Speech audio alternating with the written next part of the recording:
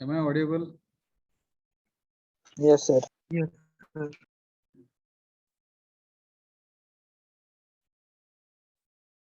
Let us start. Yes, sir. Only 36 and only 36 participants have joined and including me and म्हणजे 35 झाले बघा. So once again I request students, those who have joined in this Zoom meeting, please mention your roll numbers in the chat box. With your permission, let us start and unit number 3 already we have started. Name of the unit, title of the unit is understanding and maintaining harmony in the family and in society. And so this part, this title, and we can divide into two parts. Number one is number A म्हणूया आपण त्याला. Let us call part A and as understanding maintaining harmony in the family. And to maintain harmony in the family, relationships are important, essential. And for understanding relationships, we will have to focus, we will have to give more weightage, we will have to explore different 9 values which already we have seen. These all 9 values are universally acceptable, naturally acceptable म्हणूया आपण, बरोबर का? Yes. Yes, sir. So out of these 9 values, trust value we have seen in detail. Second value we are trying to understand, that is respect. For respect, what is required? We will have to give an right, we will have to do म्हणूया आपण, we will have to do right evaluation, योग्य मूल्यांकन करता यायला पाहिजे. There are 3 ways and with which disrespect takes place and amongst us. Number 1, over evaluation. Number 2, under evaluation. Number 3, otherwise evaluation. Because of these 3 reasons, disrespect is taking place. बरोबर का? हो sir. मग तिकडे आपण पाहिलं महत्वाचा point, differentiation and discrimination, and that is also the reason for disrespect. Disrespect येण्याची कारण त्याच्यामध्ये मग डिफरन्सिएशन आहे, फरक म्हणतो आपण त्याला, आणि डिस्क्रिमिनेशन म्हणजे भेदभाव. डिफरन्सिएशन म्हणजे भेद म्हणूया आपण, भेद.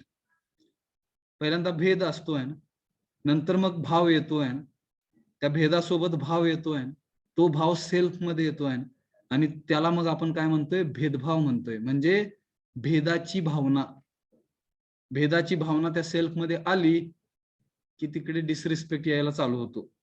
येते का लक्षात? हॅलो. अपमान करायला चालू करतात. मग का? तर फरक केला गेल्यामुळे, आणि त्या फरकाची जाणीव प्रत्येक वेळेस सेल्फ करून देत असतो, आणि असं झाल्यामुळे तिकडे भेदभावाची भावना येते, आणि त्या भावनाचं रूपांतर सुरुवातीला अपोजिशन मध्ये होत असतं. लक्षात घ्या ना, विरोधाची भावना.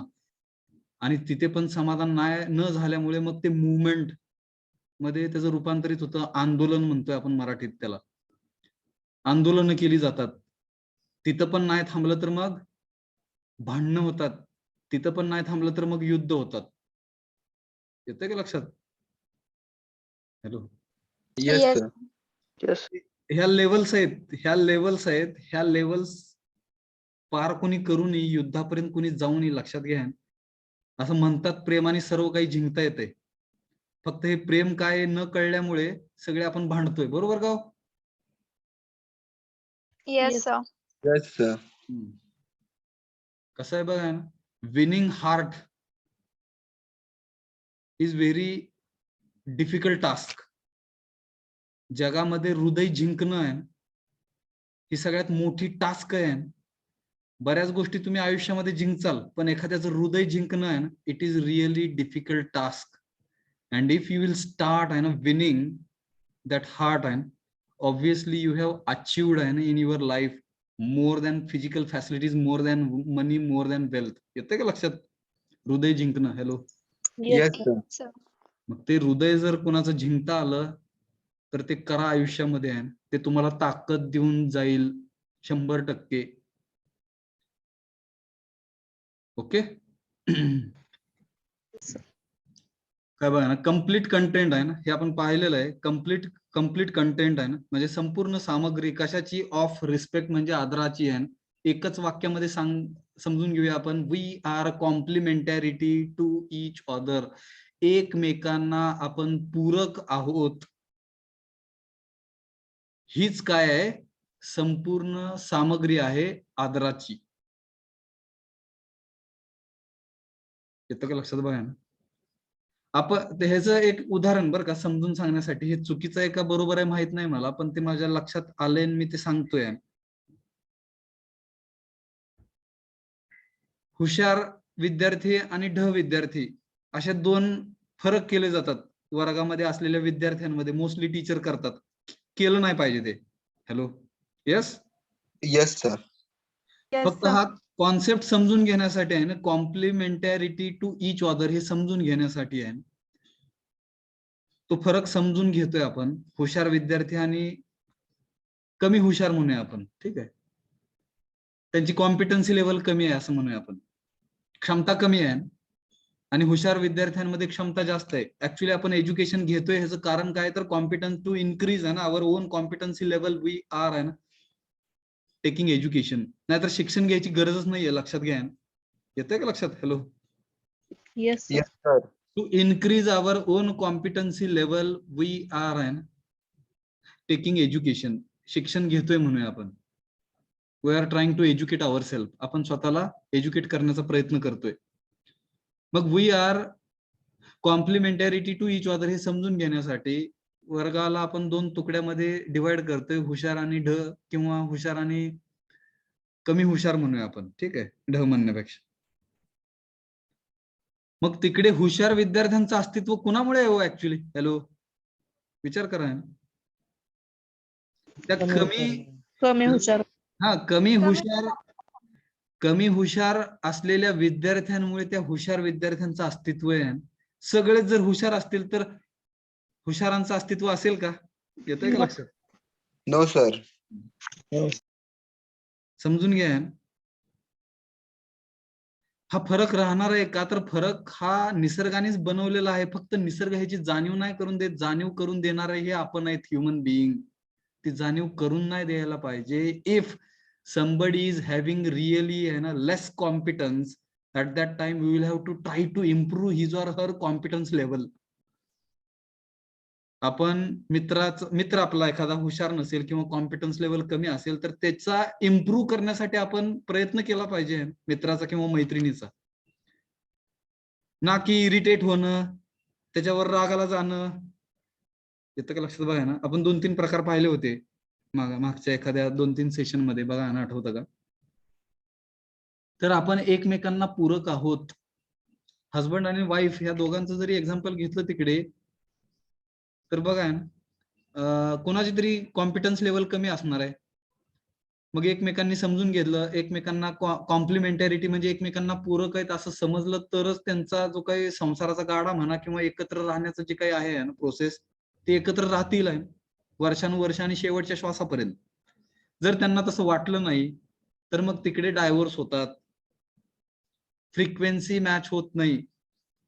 येतं का लक्षात? बघा, ज्या 9 व्हॅल्यूज आहेत त्या व्यवस्थित इव्हॅल्युएट होत नाहीत एकमेकांमध्ये, म्हणून तिकडे नातेसंबंध तोडण्यापर्यंत जातात. बरोबर का? हॅलो. Yes, sir. मग ह्या जर आपल्यापाशी जर जास्त समज असेल तर आपण आपल्या पार्टनरला ती समज सांगायला पाहिजे, डायलॉग केला पाहिजे, कॉन्व्हर्सेशन केलं पाहिजे. मोठमोठे प्रॉब्लेम्स हे फक्त कॉन्व्हर्सेशन आणि डायलॉगनी सॉल्व्ह होऊ शकतात. एवढं जरी कळलं तरी बरंच कळलं असं म्हणूया आपण. Yes. Yes, sir. But unfortunately we are hesitating to make conversation, to make dialogue. तिथे आपण कमी पडतोय. त्याच्यामुळे समस्या वाढत जाताना दिसतात आहेत आपल्याला, बरं का? So have you understood what is mean by complementarity each other? वाईट लोक आहेत म्हणून चांगल्यांना किंमत आहे. हॅलो. येस. Yes, sir. सगळेच चांगले झाले तर चांगलं सगळ्यांनाच म्हणणार आहे, हे आयडियल असणार आहे. समजतं का? बघा, उजेडाचं महत्व अंधारामुळे आहे समजतं का बघा? येस. Yes. Yes, sir.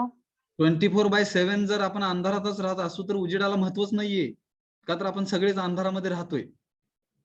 तर त्याचं उलट पण असू शकतं ना? काय ते? त्याचं उलट पण असू शकतं ना, अंधारामुळे उजेडाला किंवा उजेडामुळे अंधाराला. दोघांना एकमेकांना एक म्हणूनच म्हणलं तिकडे वी आर कॉम्प्लिमेंटॅरिटी इच अदर आहे. अंधाराला सुद्धा महत्व उजेडामुळे आलेलं आहे आणि उजेडाला महत्व अंधारामुळे आलेलं आहे ना, म्हणजेच कॉम्प्लिमेंटॅरिटी विथ इच अदर. समजतं का बघा? अंधारामध्ये काहीतरी कॉम्पिटन्स लेवल जास्त आहे असं आपण समजतोय, माहित नाही आता काय आहे बघा. अंधारामध्ये नाही, सॉरी, उजेडामध्ये असं समजतोय आपण. उजेडामध्ये जास्त कॉम्पिटन्स लेवल आहे, अंधारामध्ये कमी कॉम्पिटन्स लेवल आहे. सगळ्या वाईट गोष्टी ह्या अंधारात होतात हे सगळे मान्यता आहेत, हे प्रपोजल्स आहेत, अझम्पशन्स आहेत. खरं आहे का नाही माहित नाही काहीच. Yes. Yes, sir. That you will have to validate on your own level with by referring your own natural acceptance. स्वतःचा नैसर्गिक स्वीकृतीला विचारत तुम्ही जगायचंय, तुम्ही ते फाइंड आउट करायचंय. लोक म्हणायला आहेत आपण ऐकायचंय का नाही हे आपल्या हातात आहे. शेवट आपला सेल्फ हा आपल्या कंट्रोलमध्ये असला पाहिजे असं UHV सांगतोय. जर आपला सेल्फ आपल्या कंट्रोलमध्ये नसेल, आपला सेल्फ दुसऱ्याच्या कंट्रोलमध्ये असेल, तर त्या जगण्याला आपण काय म्हणलेलं आहे ह्या विषयामध्ये? एन्स्लेवमेंट म्हणलेलं आहे, म्हणजेच गुलामगिरी. हॅलो, बरोबर का? Yes, sir. फक्त एवढं समजून घ्या की कॉम्प्लिमेंटॅरिटी आहे ना, सगळीकडे पूरकता आहे.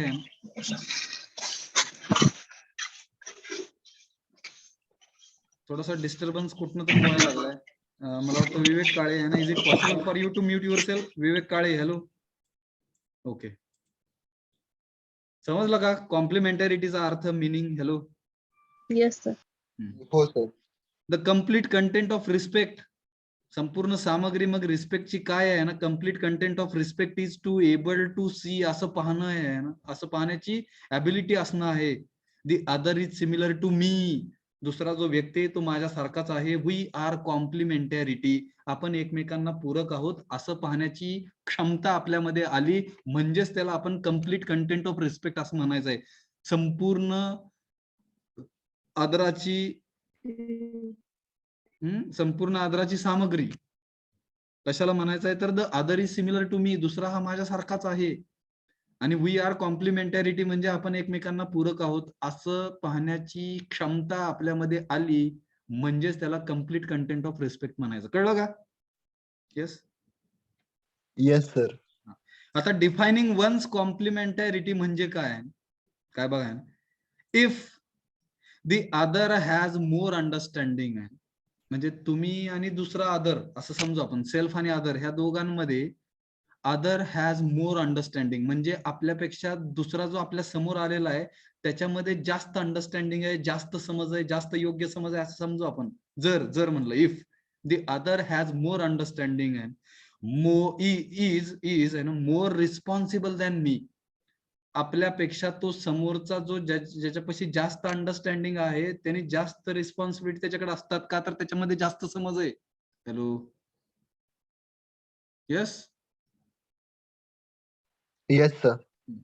I am committed to understand from the others. मग त्या ठिकाणी आय एम कमिटेड म्हणजे मी वचनबद्ध केला जातोय, पॅसिव्ह रचना आहे. आय एम कमिटेड आहे टू अंडरस्टँड, समजून घ्यायला आहे, फ्रॉम अदर्स म्हणजे दुसऱ्यांकडून. का तर others are having more understanding, and if somebody carries more understanding, automatically responsibility also will be carried by other and will be more. Therefore I am committed to understand from others. येते का लक्षात? Hello. हो sir. पण बऱ्याचदा इकडे वयाचा consider करून आहे ना, वयाला कन्सिडर करून समजलं जातं जेवढं जास्त मोठं असेल तेवढं जास्त understanding. Hello, hello. Yes, sir. Yes, sir. असं काही नसतं तिकडे. तुमच्यापेक्षा लहान भाऊ लहान बहीण जरी घरामध्ये असेल त्यांची समजूतदारपणा आपल्यापेक्षा जास्त असू शकतोय. हो सर. याचा विचार करा. त्याच्यामुळे हे समजून घ्या ना, कोणाकडे जास्त अंडरस्टँडिंग आहे, ज्याच्याकडे जास्त अंडरस्टँडिंग आहे तो जास्त रिस्पॉन्सिबल आहे. आणि मग तिकडे जो ज्याच्याकडे कमी अंडरस्टँडिंग आहे त्याला ऍक्च्युली समजून घेण्यासाठी दुसऱ्यांनी मदत केली पाहिजे. फक्त ह्याचा डिसएडव्हान्टेज घ्यायला नाही पाहिजे. हॅलो, येतंय का लक्षात? दुसऱ्या साईडनी. हॅलो, Yes, म्हणजे sir. म्हणजे काय की प्रत्येक वेळेस मी स्वतःला माझ्यामध्ये समजूत नाही असं समजणार प्रत्येक वेळेस, आणि दुसऱ्यांनीच मला समजून घ्यायला पाहिजे असं समजत मी कॉम्प्लिमेंटॅरिटीचा अर्थ समजून घेणार, मग हे चुकलं. बरोबर का? हॅलो, हो सर. तिथे मग तुम्ही झोपल्याचं सोंग केलेलं आहे, लक्षात घ्या. आणि झोपल्याचं सोंग केलेलं उठवणं अवघड आहे. Hello, yes. हो सर, बरोबर. हा, त्याच्यामुळे जर समजूतदारपणा आपल्यामध्ये जास्त असेल तर आपण रिस्पॉन्सिबिलिटी घ्यायला पाहिजे, आपण जबाबदारी घ्यायला पाहिजे, का तर आपण समजूतदार जास्त आहोत असा अर्थ घ्यायचा आहे तिकडे, आणि मग दुसऱ्यांना आपण समजून घ्यायचंय. पहिला पॉइंट कळला का? Yes, sir. पुढचं बघा ना काय म्हणलं. If I have more understanding than other, दुसऱ्यांपेक्षा माझ्यामध्ये जास्त समज आहे, मग तिकडे I am more responsible than other आहे.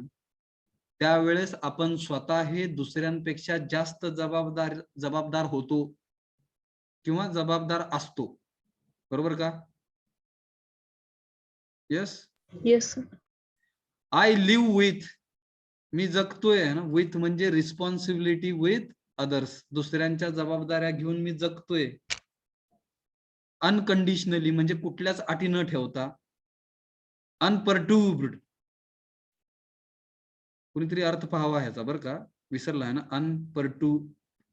परटर्ब्ड, अनपर्टर्ब्ड, कोण पाहत आहे? अनकंडिशनली म्हणजे कुठलीही अट न ठेवता.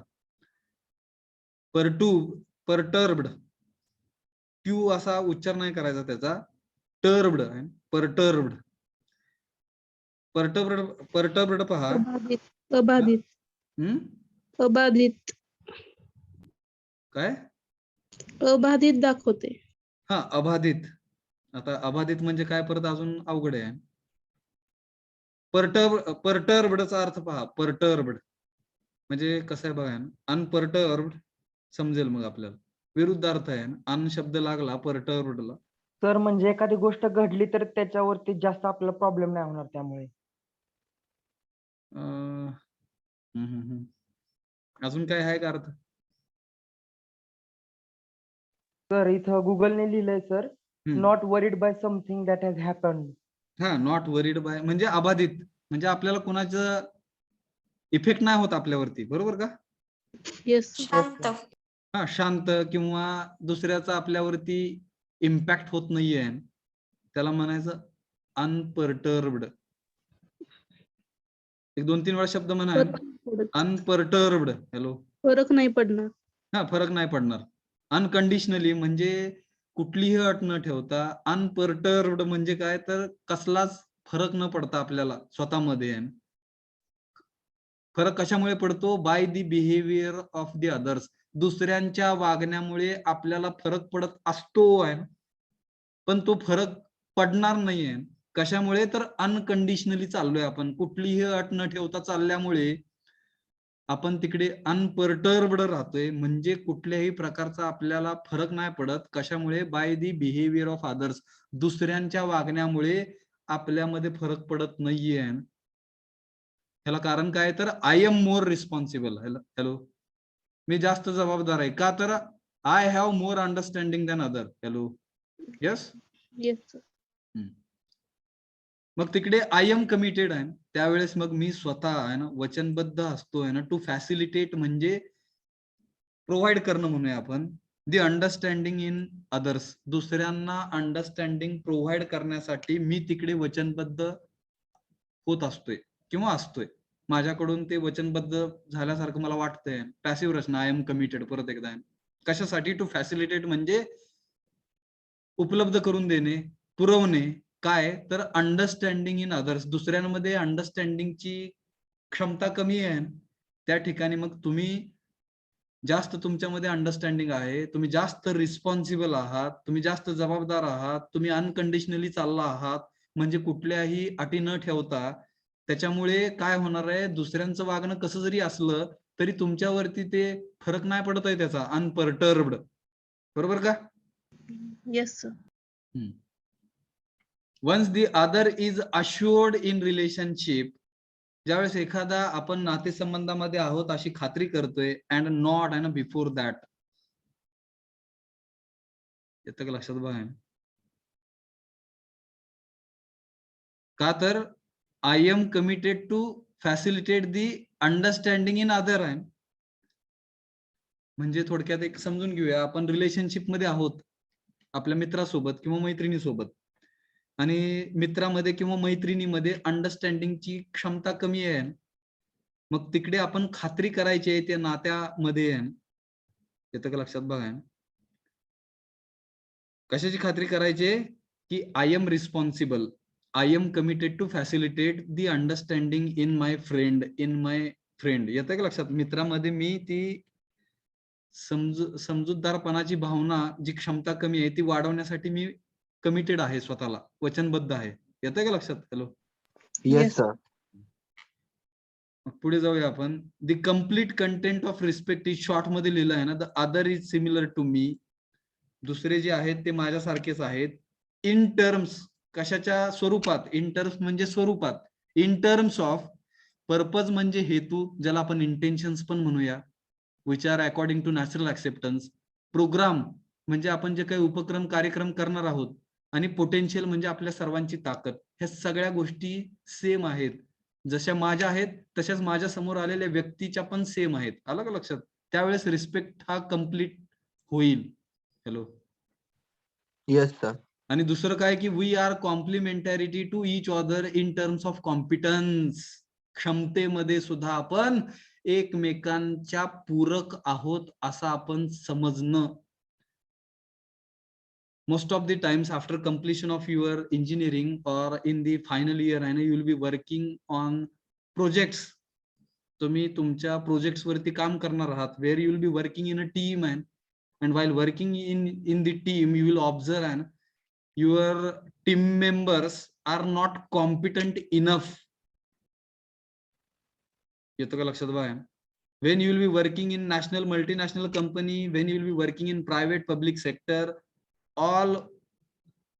in all sectors म्हणूया आपण, ठीक आहे, you will find people those who are having a less competence level.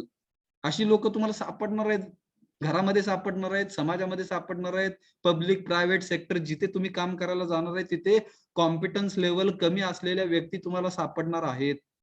मग तिथे आपण वाद न करता we are complementarity with each other, आपण एकमेकांना पूरक आहोत असं समजून सगळ्यांनी मिळून एकाच पर्पज, एकाच प्रोग्राम आणि एकाच पोटेन्शियलनी काम करायचं असते. हॅलो, त्यावेळेस रिस्पेक्ट हा प्रत्येक मेंबरला मिळतो त्या टीम मध्ये. बरोबर का? Yes sir.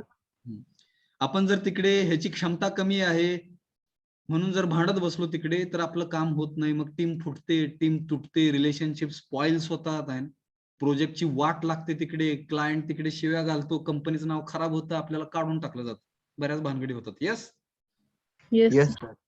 therefore we will have to understand what is meant by respect. We are complementarity with each other, एकमेकांना आपण पूरक आहोत ही समज येण्यासाठी the other is similar to me हा भाव असला पाहिजे in terms of purpose, programme and potential. जाऊया पुढे. येस हे ऑलरेडी आपण डिस्कस केलेलं आहे. That task I am giving to you, that you will read it. Okay, you will read it. हे सगळं पाहिलेलं आहे आपण. पर्पज, प्रोग्राम, पोटेन्शियल सगळं सेम असतं ना, नॅचरल ऍक्सेप्टन्सला धरून असतं.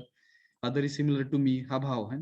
Other is similar to me and we are complementarity with each other. आणि कॉम्पिटन्स म्हणजे काय आणि वेगळं काय आहे का बघा. वेगळं असेल तर फक्त चर्चा करू, otherwise you will read it and you will understand it definitely. हे आपण पाहिलेलं आहे. हे फक्त त्यांनी एका टेबल मध्ये म्हणा किंवा इमेजच्या स्वरूपात देण्याचा प्रयत्न केलाय. जाऊया पुढे.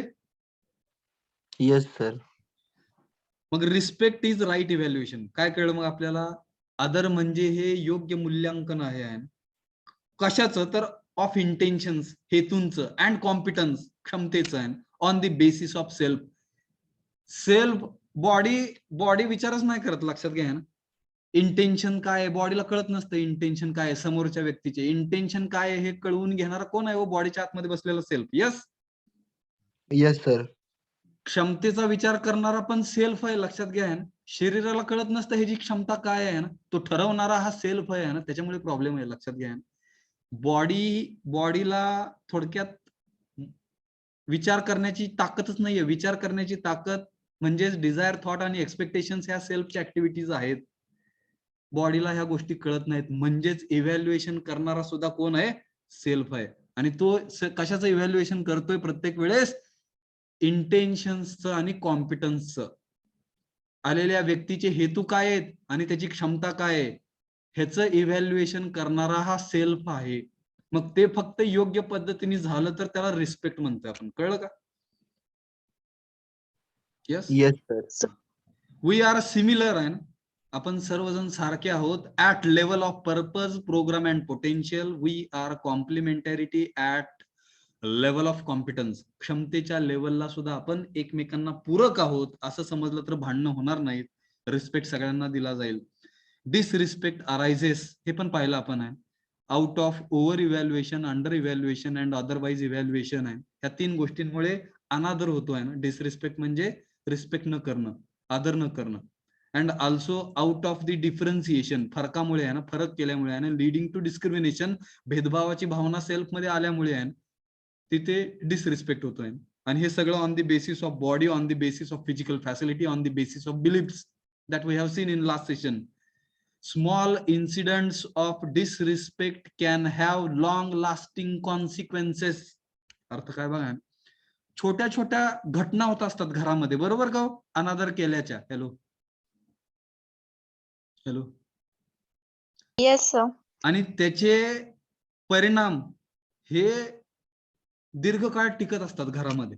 लॉंग लास्टिंग कॉन्सिक्वेन्सेस म्हणजे परिणाम, कॉन्सिक्वेन्सेस म्हणजे परिणाम, आणि लॉंग लास्टिंग म्हणजे बराच काळ टिकतात. कारण काय आहे, स्मॉल इन्सिडेंट ऑफ डिसरिस्पेक्ट, घरामध्ये एकमेकांचा अनादर केला गेल्यामुळे त्याचे परिणाम जे काय आहेत ते बरेच काळ टिकतात. म्हणजेच काय, ते परिणाम काय दिले पुढे ना, from not speaking to each other, एकमेकांशी न बोलणे, हा परिणाम आहे त्याचा. हॅलो, डिसरिस्पेक्टचा हा परिणाम आहे. होतं का असं? Yes, sir. आई वडिलांमध्ये तिकडे भांडण झालं तर एकमेकांशी बोलत नाहीत 10 दिवस, 15 दिवस, 8 दिवस. बघा, म्हणजेच ते काय आहे, कॉन्सिक्वेन्स जो आहे ना, परिणाम जो आहे तो फ्रॉम नॉट स्पीकिंग आहे ना, not speaking to each other, एकमेकांशी न बोलणे.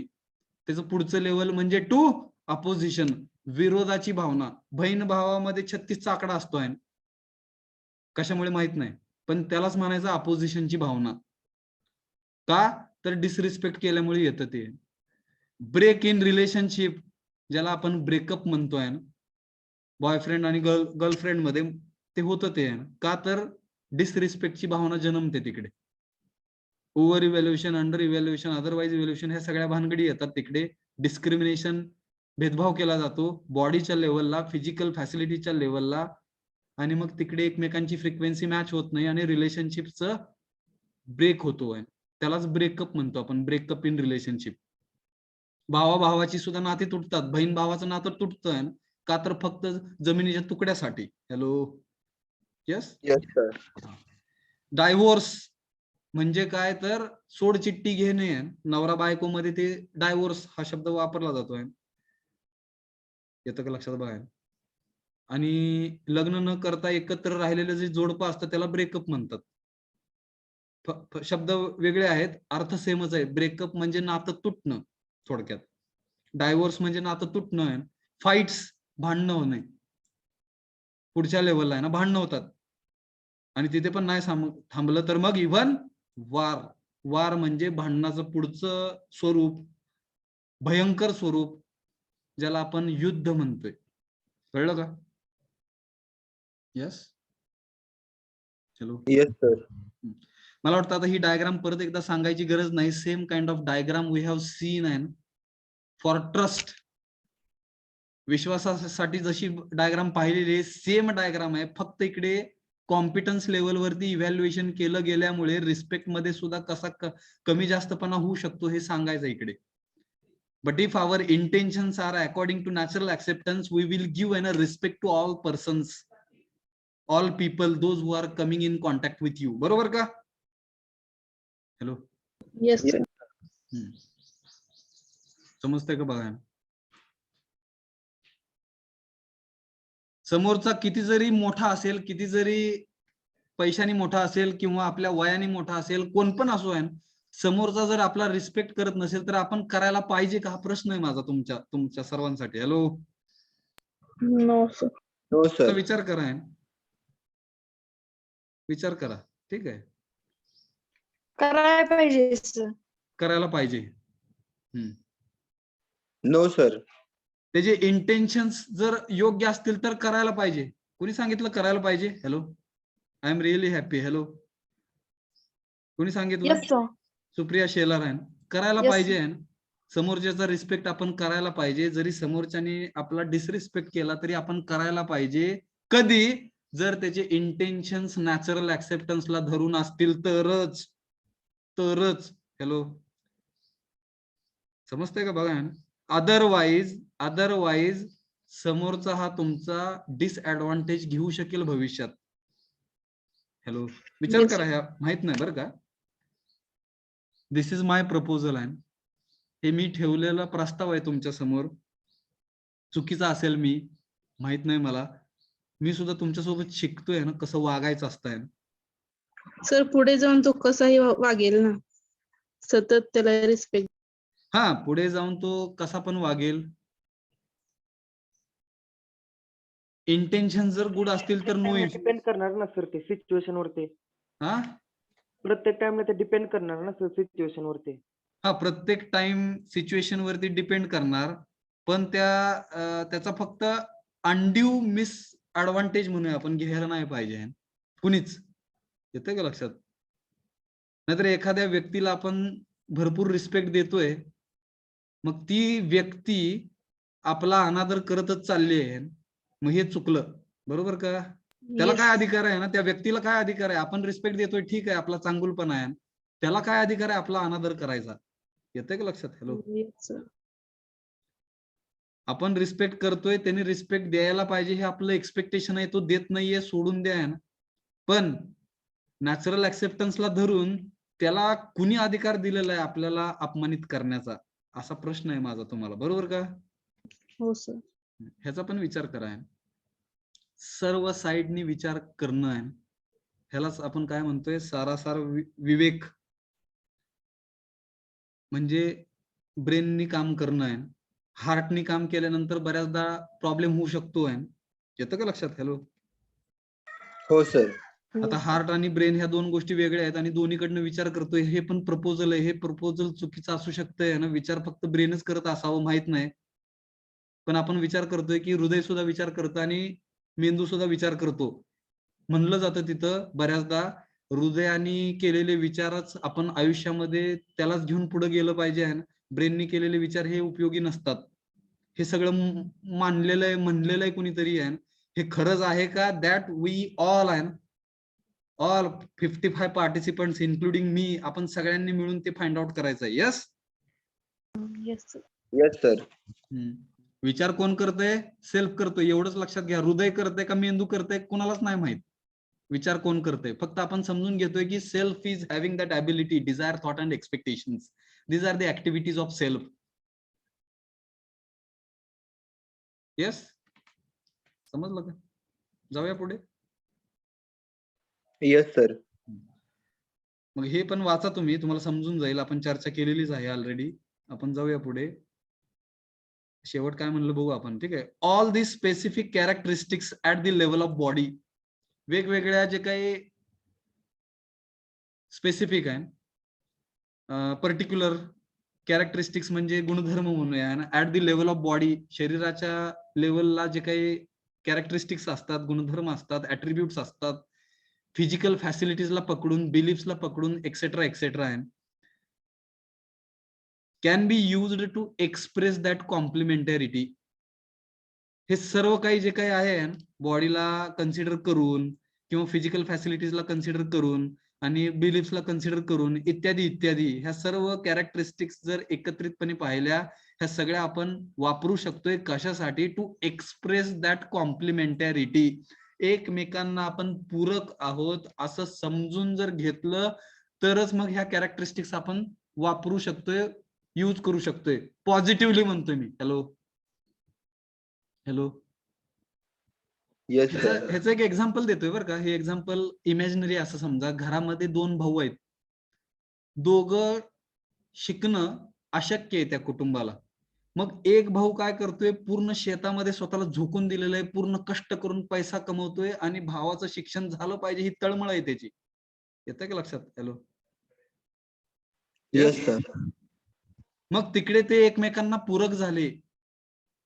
कॉम्प्लिमेंटॅरिटी विथ इच अदर. म्हणजे एक जण पूर्ण काम करतोय, त्यांनी थोडासा त्याग केलाय म्हणूया आपण, सॅक्रिफाईस ज्याला इंग्लिश शब्द आहे. भावाला शिकवणे हे त्याचं इंटेन्शन आहे आणि त्याच्यासाठी तो काय करतोय, शिकत नाहीये, शेतामध्ये राब राब राबतोय, कष्ट करतोय आणि फिजिकल फॅसिलिटीज मिळवतोय का तर भावाला शिकवायचंय. समजतंय का? चलो येस सर. तर म्हणजे त्याला दुसऱ्या भावासाठी ते शिक्षण कॉम्प्लिमेंटरी झालं का सर? हा, शिक्षण न करणं हे कॉम्प्लिमेंटॅरिटी झालं, ते पूरक झालं. फक्त भावाने असं उद्या मोठं झाल्यानंतर म्हणलं नाही पाहिजे उपकार केले काय माझ्यावरती, मग तो चुकला. मोठा लहान भाऊ, मोठा भाऊ काय बघा ना, कुठला भाऊ कसला भाऊ. Yes yes sir. Yes sir. एकमेकांना पूरक आहे. तो अडाणी का राहिलाय? तुमच्यामुळे राहिलाय. तुम्ही एवढं शिकलाय का शिकलाय? तर कॉम्प्लिमेंटॅरिटी, एकमेकांना पूरक आहेत आपण. दोघं मिळून जर, मी हे सांगितलं तुम्हाला मागच्या पण सेशन मध्ये, दोघं मिळून जर एकत्रित आले तर एक मोठा बिझनेस करू शकतात. का तर त्याला व्यवहार ज्ञान आहे ना, ह्याला पुस्तकी ज्ञान आहे. दोघांचं ज्ञान एकत्रित आलं तर बिझनेस होऊ शकतो. यस हॅलो हो सर. Yes sir. म्हणून तिकडे कॉम्प्लिमेंटॅरिटी काय हे समजून घेणं गरजेचं आहे. तिकडे एक्झाम्पल दिले बघा ना, person with greater physical strength. घरामध्ये मग कोण एखादी व्यक्ती असेल ज्याच्यामध्ये जास्त ताकद आहे, ते काय करतात, डू दी हेवी वर्क. ते कष्टाची कामं करू शकतात का तर त्यांची फिजिकल स्ट्रेंथ जास्त आहे. एकमेकांना कॉम्प्लिमेंटॅरिटी म्हणजे काय समजून घेण्याचं उदाहरण सांगितलेलं इकडे. आणि अ पर्सन, एखादी व्यक्ती ऍट ए हायर पोस्ट, एका मोठ्या पदावरती आहे, can work for the development of more people and so on. इतकं लक्षात बघा. आणि दोन्ही एका ठिकाणी असतील तर मग चांगलंच झालं की, आहे ना. Hello yes yes sir. पण जर समजा आपली फिजिकली स्ट्रेंथ नाहीये, आपण ताकदवान नाहीये, किंवा मग त्या ठिकाणी आपण चांगला अभ्यास करून हायर पोस्टला रिस्पॉन्सिबल होऊन ऑफिसर म्हणून जायला पाहिजे आणि तिथे लोकांचा विकास करण्यासाठी आपण जायला पाहिजे. बरोबर का? Yes sir. येतं का लक्षात बघा.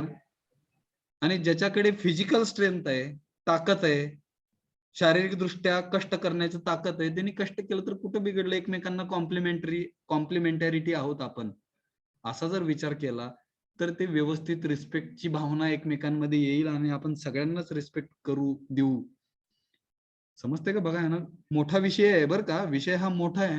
अनफॉर्च्युनेटली आपल्या महाराष्ट्रामध्ये बरं का असतील काही कॉलेजेस जिकडे विद्यापीठामध्ये ह्याच्यावरती रिसर्च पण केला जातोय. मी ह्या सेशन्स, मी आपल्या कॉलेजचा आभारी आहे बरं का. स्वेरिस कॉलेज ऑफ इंजिनिअरिंग पंढरपूर, ह्या कॉलेजनी मला करोनाच्या आधी आहे, ज्यावेळेस फिजिकली सर्व काही चालू होतं, करोनाच्या यायच्या आधी आहे, I got an opportunity to attend आहे ना एफडीपी. एफडीपी म्हणजे faculty development programme, that I attended at 2 places, Aurangabad and D Y. Patil Akurdi आहे. ह्या 2 ठिकाणी 10 दिवसाचा एफडीपी फॅकल्टी डेव्हलपमेंट प्रोग्राम केलेला आहे ह्या विषयाचा आहे. त्याच्यामुळे मी आज, मला इकडे तुमच्या सोबत मी डिस्कस करतोय. डिस्कस करत असताना काही गोष्टी चुकू पण शकतात माझ्याकडून. येतं का लक्षात? Hello yes sir. But I am fortunate enough म्हणतोय, मी स्वतःला सुदैवी समजतोय.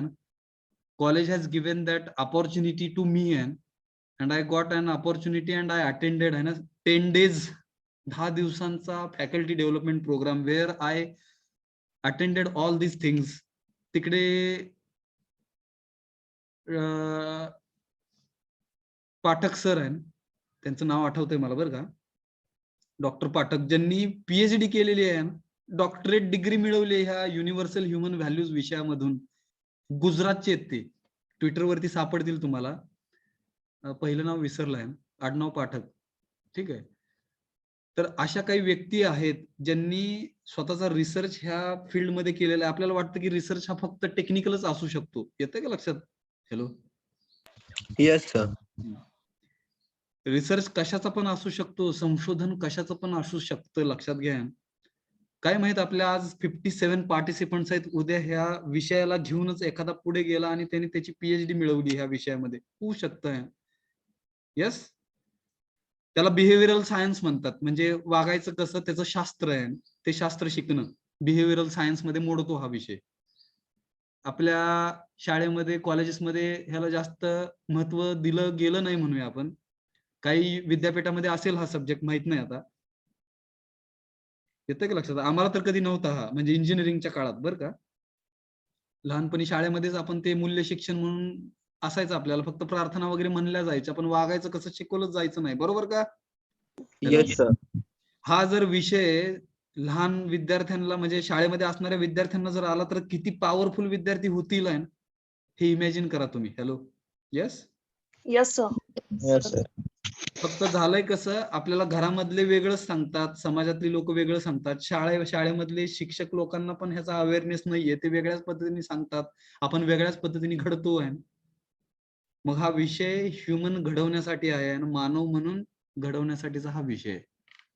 समजलं का अर्थ कॉम्प्लिमेंटॅरिटी? Yes sir.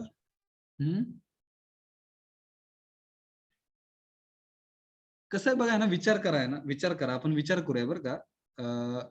सगळेच वर्गामधले सगळेच हुशार झाले आणि सगळेच मोठ्या पदांवरती गेले, चांगलंच आहे की. पण तसं होत नाही का, तर देवाने बनवतानाच प्रत्येकाची कॉम्पिटन्स लेवल सेम नाही ठेवलेली आहे. काही जण नापास होणार आहेत, सिस्टम चालू राहणार आहे. येतं का लक्षात? बघा ना, दुसऱ्या साईडने विचार करूया आपण. येस. म्हणजेच कॉम्प्लिमेंटॅरिटी आहोत आपण, एकमेकांना पूरक आहोत. येतं का लक्षात? Yes, sir. ती एक वेळ Yes, येईल sir. सुद्धा भविष्यामध्ये, ती एक वेळ येईल सुद्धा की सगळ्यांची कॉम्पिटन्स लेवल सेम राहील आहे. ते आणण्यासाठीच हा विषय आहे. एखाद्याची कॉम्पिटन्स लेवल कमी असेल तर त्याला इम्प्रूव्ह करण्यासाठी आपण मदत करणं आहे, ना की त्याची कॉम्पिटन्स लेवल कमी आहे म्हणून त्याला घालून पालून बोलणं, त्याचा अपमान करणं, त्याला काढून टाकणं कंपनीमधनं. हे सुद्धा चुकीचं आहे, लक्षात घ्या. Yes. Yes sir. Yes, sir. If तुम्ही सुद्धा उद्या भविष्यामध्ये जर मोठ्या कंपन्यांमध्ये गेला, तिकडे मोठ्या पदावरती गेला, टीम लीड झाला, मॅनेजर झाला, डेप्युटी मॅनेजर झाला आहे ना, एक्झिक्युटिव्ह झाला, you will have to take care your team, you will have to take care of your team and team members. तुमच्यामध्ये ती क्षमता आलेली आहे म्हणून तुम्ही गेला तिकडे, बाकीच्यांमध्ये ती क्षमता नाहीये म्हणून ते खालच्या लेवलला आहेत, म्हणून आपण खालच्या पोस्ट वरती आहेत. त्यांच्यामध्ये जर ती क्षमता आली तर ऑब्व्हियसली तुमच्या वर पण ते जाऊ शकणार आहेत. Yes. Hello. Yes sir. Yes, sir. Unfortunately काय केलं जातं की त्यांची क्षमता वाढवलीच जात नाहीये. मग शिक्षण जर असं झालं, बघा ना, हे इमॅजिनरी शिक्षण आहे बरं का, जे मी इमॅजिन करतोय आता, that is in my imagination. जर शिक्षण असं झालं की प्रत्येक विद्यार्थ्याच्या कॉम्पिटन्स लेवल वाढवण्यावरती जर शिक्षणाने भर दिला, तर सगळ्यांची कॉम्पिटन्स लेवल सेम होईल आणि प्रत्येकाला जॉब भेटेल आहे ना, चांगल्याच कंपन्यांमध्ये. Yes. Hello. Yes, sir. So we will have to focus on increasing competence level of the student. त्याला काय येतंय, काय येत नाही, ह्याच्या आतमध्ये जाऊन थोडासा आपण विचार केला पाहिजे, त्याची कॉम्पिटन्स लेवल कशी वाढवता येईल. इंग्लिश ठीक नाहीये, ठीक आहे, लेट अस स्टार्ट इम्प्रूव्हिंग आहे. Let us come together, let us make tremendous efforts. Obviously that will happen on one day where all our students will start speaking in English without any kind of hesitation and fear in their mind. होईल का? Yes. Oh, sir. Yes. शक्य आहे ते. Only we will have to focus on increasing the competence level of each and every student. प्रत्येक विद्यार्थ्याची जर आपण तिकडे क्षमता वाढवण्यासाठी प्रयत्न केला, शक्य आहे सर्व काही. तेवढंच फक्त करायचं आपल्याला. जाऊया पुढे. Yes sir. नेक्स्ट व्हॅल्यू कडे जातोय आपण आता. आपण दोन व्हॅल्यू पाहिल्या, महत्वाच्या आहेत ह्या दोन व्हॅल्यूच बाकीच्या व्हॅल्यूजला किंमत देतात आहेत, लक्षात घ्या. त्यांच्यामुळे बाकीच्या व्हॅल्यूंना किंमत आहे म्हणूया आपण. ट्रस्ट आणि रिस्पेक्ट ह्या दोघांमुळे शेवट 9च्या 9 व्हॅल्यू एकमेकांना काय बघा ना, कॉम्प्लिमेंटॅरिटी आहेत, एकमेकांना पूरक आहेत. येते का लक्षात? हॅलो. Yes sir. ह्या ज्या 9 व्हॅल्यू आहेत, ह्या 9 व्हॅल्यू एकमेकांना पूरक आहेत. ह्यातली एक जरी व्हॅल्यू कमी झाली तरी आपल्या सेल्फ मध्ये प्रॉब्लेम होतो. म्हणजे समजून घेण्यासाठी आपल्यामध्ये विश्वास नाहीये, आपल्यामध्ये रिस्पेक्ट देण्याचा भाव नाहीये, आपण लव करू शकू का हो कुणावरती? Hello hello. विचार करा. आपल्यामध्ये विश्वासाची भावनाच नाहीये आणि रिस्पेक्ट द्यायला पण आपल्याला कळत नाहीये. आपण जरी कुणावरती प्रेम केलं तरी त्या व्यक्ती आपल्यावरती प्रेम करतील का? हॅलो. यस. त्याच्यासाठी ट्रस्ट अँड रिस्पेक्ट हे डिटेलमध्ये पाहिलेलं आहे. बाकीच्या व्हॅल्यू ज्या आहेत त्या थोडक्यात बघतोय आपण, का तर त्या कॉम्प्लिमेंटॅरिटी विथ इच अदर, त्यांच्यामध्ये कॉम्पिटन्स लेवल थोडासा कमी असं समजून आपण कॉम्प्लिमेंटॅरिटीचा अर्थ इकडे पण लावलेला आहे. येतं का लक्षात? Hello. Yes. Yes sir. Now let us understand what is mean bye affection, ज्याला मराठीमध्ये आपुलकीची भावना, आपलेपणा म्हणलं जातं. हॅलो. स्नेह आहे ना, दुसरा एक शब्द आहे ना, स्नेह. प्रेम वेगळं आहे, स्नेह वेगळं आहे. आपण सगळ्यांवरती स्नेह ठेवू शकतो, पण प्रेम करणाऱ्या व्यक्ती ह्या वेगळ्या, प्रेम आपण करणाऱ्या व्यक्ती ह्या वेगळ्या असू शकतात. समजते का? हॅलो. Yes sir. आपलं माणूस वाटलेलं आपण त्याला प्रेम करूच असं सांगू नाही शकत. प्रेम हे वेगळं आहे, हायर लेवलचं आहे ते. अफेक्शन म्हणजे काय? आपलं वाटणं, आपलेपणा, स्नेह वाटणं. हॅलो. येतंय का लक्षात? Hello. Yes sir. Yes sir. Affection is the feeling, आपलेपणा वाटणं, स्नेह वाटणं ही भावना आहे of being related to others. हे कशामुळे येते? तर आपण त्यांना रिलेट करतोय.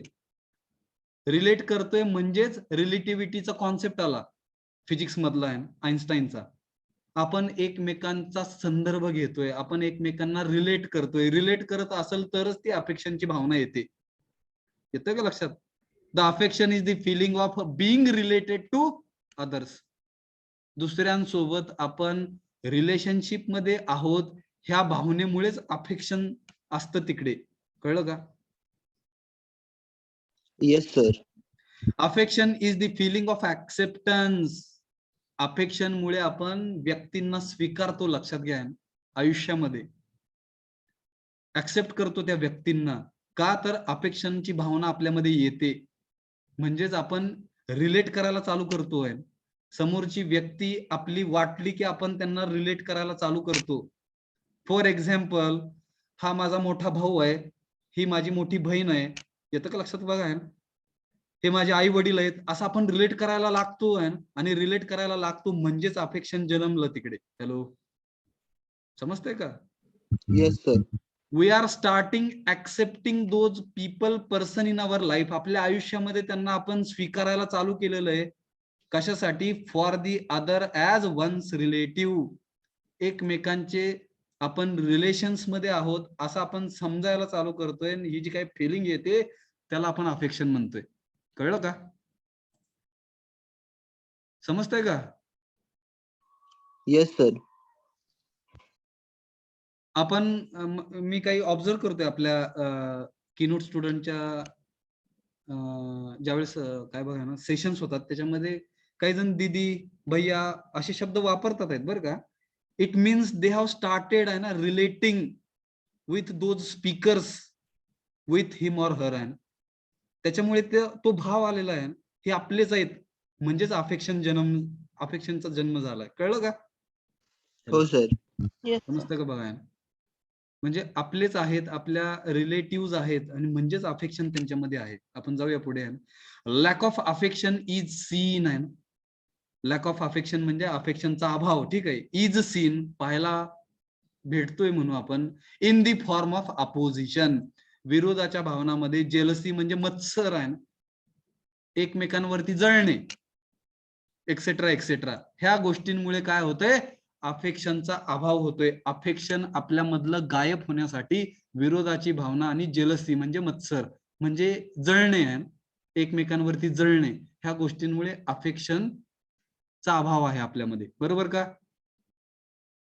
हो Yes, सर. The feelings of trust and respect are essential आहे ना. अफेक्शन जर आपल्यामध्ये यायचं असेल, अफेक्शनचं भावना आपल्या सेल्फ मध्ये यायची असेल, तर त्याच्यासाठी ट्रस्ट आणि रिस्पेक्ट ह्या दोन्ही गोष्टी आधी आपल्यामध्ये असल्या पाहिजेत, तरच अफेक्शन जन्मतं. म्हणून म्हणलं इकडे the feelings of trust and respect are essential to have a feeling of affection. अफेक्शनची भावना आपल्यामध्ये येण्यासाठी विश्वास आणि रिस्पेक्ट, आदर, ह्या दोन्ही गोष्टी इसेन्शियल म्हणजे महत्वाच्या आहेत. त्या असतील तरच आपल्याला फिलिंग ऑफ अफेक्शन येणार आहे. कळलं का? हॅलो. yes, sir. हो sir. when we have feeling of trust, ज्यावेळेस आपल्यापाशी विश्वासाची भावना असेल, we feel related to others, त्याच वेळेस आपण दुसऱ्याला रिलेट करायला चालू करतो. म्हणजे हा माझा काका आहे, हा माझा मामा आहे, असं आपण म्हणायला चालू करतोय. कधी? विश्वास असला तरच. विश्वास नसेल तर आपण रिलेटच करत नाहीये. हॅलो. रिलेशनशिपची सुरुवातच होत नाही, हे पाहिलंय आपण. Yes sir. Otherwise we may feel opposed to each other. जर आपण एकतर कसं आहे बघा ना, समोर आलेली व्यक्ती ही आपण एकतर आपली आहे समजतो किंवा आपल्या विरोधी आहे असं समजतो. येतं का लक्षात? Yes sir. आपण ऍक्च्युली असं समजायला नाही पाहिजे. आलेली व्यक्ती ही व्यक्ती आहे, ती आपली रिलेटिव्ह आहे किंवा काय म्हणायचं बघा ना, विरोधी आहे असं जरी नाही समजलं, ती ह्युमन बिईंग आहे असं जरी समजलं, तर ते अजून वरच्या लेवलला गेलो आपण. येस. हॅलो. Yes sir. मग त्याच्यासाठी कमीत कमी आपण एकमेकांचे रिलेटिव्ह आहोत, रिलेटेड आहोत, आणि कुठलं ब्लड रिलेशनशिप नसलं तरी कमीत कमी आपण समजायला पाहिजे की आपण मानवी नात्यामध्ये आहोत, ह्युमन रिलेशनशिप. येस. त्याच्यामुळे मग नक्कीच अफेक्शनचा जन्म होईल, स्नेहाचा जन्म होईल. समजलं का? आपलेपणाची भावना आपल्यामध्ये येईल. बघा ना, काही व्यक्ती तुमच्या समोर आल्यानंतर ही व्यक्ती आपली व्यक्ती आहे, आपलं माणूस आहे, आपली व्यक्ती आहे असं वाटतं आपल्याला. वाटतं का? हो सर. पण काही व्यक्ती समोर आल्या तर आपल्याला ते भाव येत नाहीये. कशामुळे माहित नाही. हॅलो. येस. Yes sir. तर ती अफेक्शनची भावना आहे. जाऊया पुढे. हो सर. केअर आहे. चौथं व्हॅल्यू आहे ना, केअर. सी फॉर केअर आहे. केअर काय बघा ना, काळजी म्हणतो आपण मराठीमध्ये. काळजी करणं, काळजी घेणं. Care is the feeling. Care पण काय आहे? भावना आहे. कशाची? Of responsibility and commitment. Responsibility म्हणजे जबाबदारी, कमिटमेंट म्हणजे वचनबद्ध असणं, दिलेला शब्द पाळणं. येतं का लक्षात? हॅलो. Yes sir. आजकाल दिलेला शब्द हा पाळतच नाहीये कोण आहे ना, त्याच्यामुळे काळजी कोण घेतच नाहीये. ती काळजी गायब झाली. आपली काळजी गायब व्हायची कारण म्हणजे दोन: जबाबदारी समजून नाही घेतलेली आहे आणि कमिटमेंट म्हणजे दिलेला शब्द न पाळणे. ह्या दोन गोष्टीमुळे केअर उडून गेलाय आपल्यातून, सेल्फ मधून. समजलं का? हॅलो. हो सर. मग काळजीची जी काही भावना आहे ती जर यायची असेल तर रिस्पॉन्सिबिलिटी आपल्याला काय आहेत आपल्या ह्या कळल्या पाहिजेत. जबाबदाऱ्या आपल्या काय आहेत. कमिटमेंट म्हणजे आपण जे काही बोलतोय ते आपण करतोय काय. बोलणं आणि करणं एक व्हायला पाहिजे, त्याला कमिटमेंट म्हणतोय. म्हणजे बोललेला दिलेला शब्द पाळणे, त्याला कमिटमेंट म्हणतो आपण. मग त्याच्यामध्ये प्रॉमिसेस आले, बरंच काय भानगडी आल्या. फक्त कमिटमेंट म्हणजे वचनबद्ध आहोत आपण असं समजून घेऊया. येस. Yes sir. मग केअर ही भावना आहे कशाची? Of responsibility and commitment for nurturing म्हणजे पालन पोषण करणं, अँड प्रोटेक्शन म्हणजे संरक्षण करणं. कशाचं? Of the body of my relative. Of the body of my relative. माझे जे रिलेटिव्ह म्हणजे नातेवाईक, माय म्हणजे माझे जे काही नातेवाईक आहेत, त्या जे काही नातेवाईक आहेत त्यांचं पालन पोषण करणं, त्यांचं संरक्षण करणं ही माझी जबाबदारी आहे. हा दिलेला शब्द आहे. आणि हे जर हा जर भाव आपल्यामध्ये आला तर त्याला काळजीचा भाव आपल्यामध्ये आला, सेल्फ मध्ये काळजी घ्यायची ॲबिलिटी, कॅपॅसिटी, कॉम्पिटन्स आला असं आपण समजायचंय. कळलं का? हो सर. भरपूर महत्वाचं वाक्य आहे ना, care is the feeling of responsibility and commitment for nurturing and protection of the body of my relative. Unit number 2 मध्ये सेल्फ बद्दल शिकलेलं आहे आपण. स्वतःच काळजी घेण्याच्या रिस्पॉन्सिबिलिटीज आहेत आपल्या सेल्फच्या, बरोबर का? हो सर. त्या सेल्फची रिस्पॉन्सिबिलिटी स्वतःची काळजी घेणं आहेच, प्लस दुसऱ्याची पण काळजी घेणं. माझ्या रिलेटिव्हची मी काळजी घ्यायला पाहिजे.